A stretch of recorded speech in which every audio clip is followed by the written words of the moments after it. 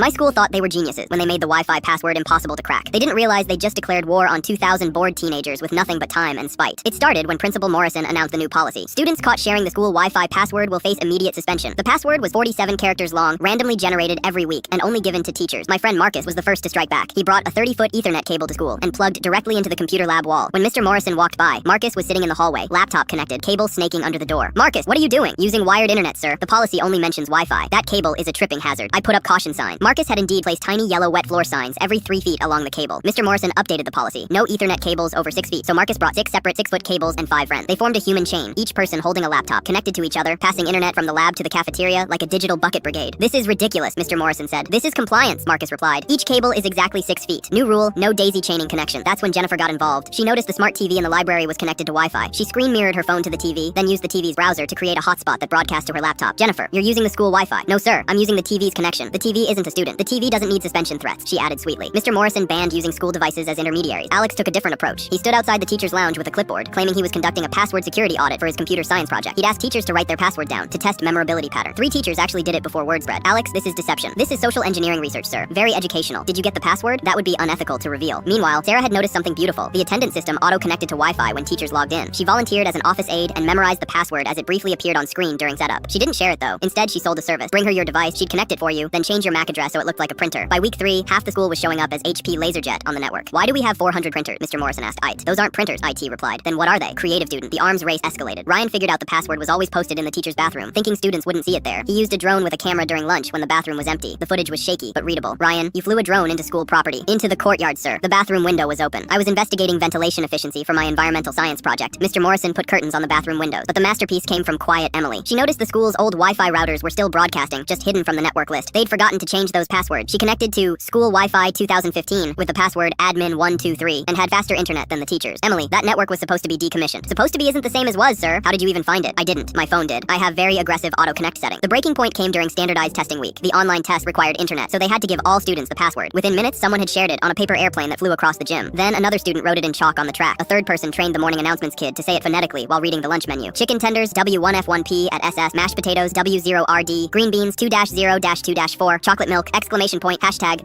$sign. Mr. Morrison called an emergency assembly. "Fine, you win. We're going back to open Wi-Fi with content filters." The auditorium erupted. Then Marcus raised his hand. "Mr. Morrison, about those content filters, just don't. Already found 17 ways around them?" "Of course you have." The next day, the Wi-Fi password was, "Please just you selt responsibly 2024. Someone changed it to, "We promise wink 2024 within an hour. Mr. Morrison pretended not to notice. He was tired. The students had won, and honestly, their grades had improved from all the technical research they'd been doing. Sometimes the best victory is knowing when you've been outsmarted by 2,000 teenagers who turned your security system into their favorite class.